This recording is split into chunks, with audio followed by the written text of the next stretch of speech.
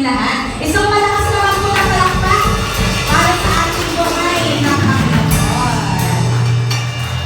Tuloy nga po no, na sa kabila ng init ng panahon ngayon, nakikita po natin kung gaano maganda, kung gaano po kaaliwalas ang umagang ito para sa ating lahat.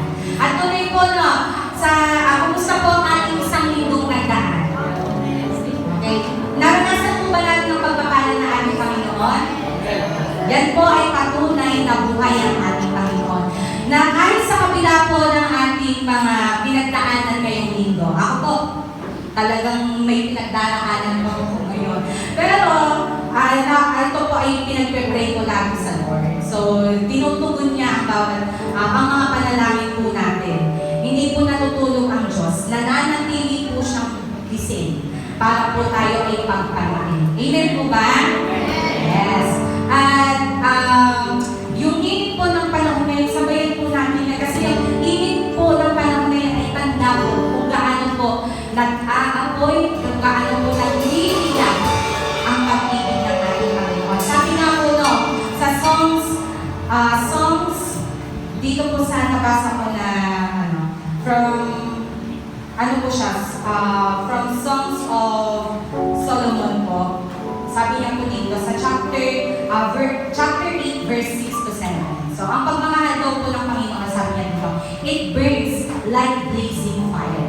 And like a mighty flame, many waters cannot quench love. Rivers cannot sweep it out. So parang ano na po yun, ilalarawan po na dyan. It describes the powerful and enduring love of our Lord God. Na kahit gaano po kalakas, ang bagyo, na kahit gaano po kalakas ang pagranasan ng mga tubig, ang nag-aapoy at nagliliyab ng Panginoon, hindi po niya kaya i-wash mo. O hindi po niya kaya i-apulahin yun. Ganun po yung pagmamahal ng ating Panginoon para sa atin. Kaya po mga kapatid, sa pagkakataon po na ito, no, yung sabayan po natin, yung pagliliyab at pag-aapoy na pagmamahal sa ating Panginoon. Kaya po, sabay-sabay po natin nakapurihan ng ating Panginoon sa pamamagitan po ng mga awiting ito. Kaya naman po, iparanas po natin, ipag-show po natin sa bawat isa kung gaano po tayo, kung gaano po yung init na pagtanggap natin sa kanila, na nandito po sila sa ating bahay sa unahan. Kaya naman po, sabay-sabay po tayo mga kapatid, na tayo po ay sama-samang magmuni sa nagliliyak na pagmamahal ng ating Panginoon. So, malaya po tayong mag-awitan, malaya po tayong magsayawan, malaya po natin batiin, no, ang ating mga. Lapitan po natin sila at ipakita po natin kung gaano po tayo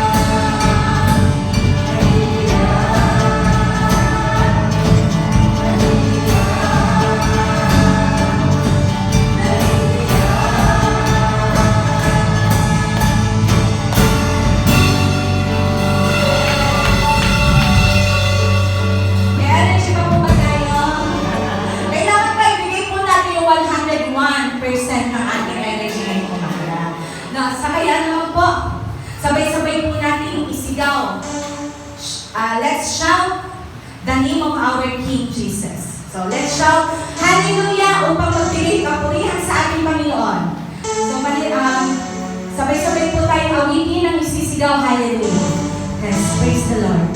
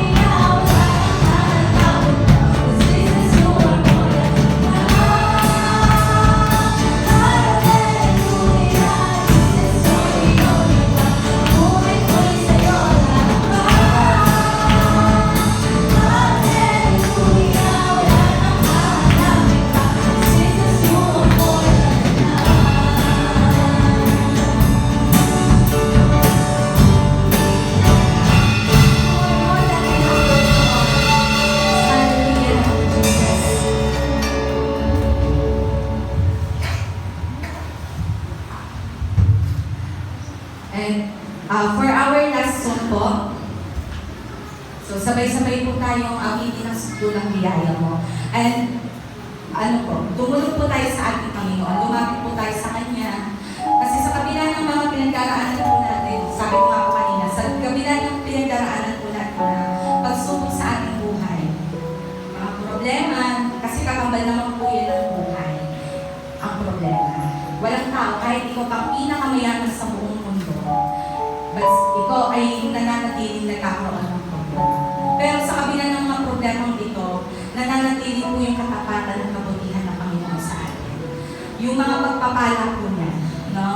Na akala po natin wala nang pag-asa, wala nang kasagutan sa mga problema natin. Pero hindi po natin napapansin na po ang Panginoon sa atin. Ano po, darating na lang po tayo, may times po na wala tayong kakainin, pero pagdating natin sa bahay, may mga blessing po dumarating sa atin. So, ganyan po kabuti ang ating Panginoon. Sukdunan po ang kanyang kabutihan. Sukdunan ang kanyang pagpapala para sa atin. Kaya naman po sa huling awitin natin, magsabay po tayong umawit. Ialay po natin ang ating mga puso at buhay para sa ating Panginoon. Sa hallelujah. Praise the Lord.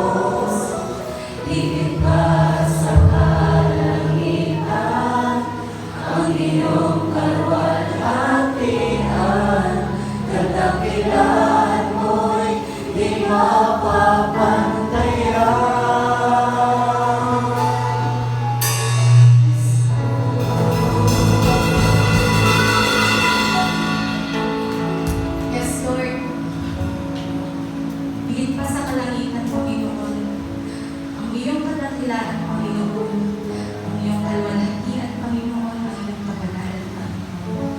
Tunay nga po na sa aming buhay, Panginoon, Ikaw ang aming itatahal, Panginoon, sapagkat Ikaw ang nag-iisang Diyos sa aming buhay, Panginoon. Salamat, Panginoon, sa sukdulang biyaya, Panginoon, na ipinagkakaloob mo sa aming Panginoon, even we are not deserving, Panginoon, for those blessings, Panginoon, but still, Panginoon, pinakita mo sa amin, Lord God, kung gaano ka-faithful sa aming mga buhay, Panginoon. Kung gaano kakabuti, Panginoon, your burning and blazing love, Panginoon, na nag-aalab, nagliliyab sa aming mga buhay, Panginoon. Ang dami, Panginoon, na mga blessings na hindi namin namamalayan, Panginoon, na ikaw ang tumikilos, Panginoon. Yung simple pa ng Panginoon, na pag-gising namin sa umaga, Panginoon, na ginising mo kami, Panginoon, such a blessing, Panginoon. Yung pag-gising mo sa mga pamilya namin, Panginoon, isang napakalaking blessing na po yung Panginoon. Yung maranasan na mabuhay sa mundong ibabaw na ito, Panginoon, ay isang blessing na rin po, Panginoon. Tuloy nga po, Panginoon, na hindi ka maramot, Panginoon, na pinapatawad mo kami, Panginoon, sa aming mga pagkakasala. And please, Lord, teach us, Panginoon, also to forgive others, Panginoon, just as you have forgiven us, Panginoon, sa mga pagkakasala namin, Lord. Kaya, Panginoon, itong pagpupuri, Panginoon, na gagawin namin sa iyo, Panginoon. Nabigyan ko po namin ng kapurihan, Panginoon. At hindi po kami mananawa, Panginoon, na patuloy na magpasalamat sa iyo, Lord God. Na paano po namin kung paano makumilos sa aming mga buhay, Panginoon. Kaya thank you, Lord. We glorify your name, Panginoon. We honor your name, Panginoon. And we love you, Panginoon. Kaya ibinabalik po namin,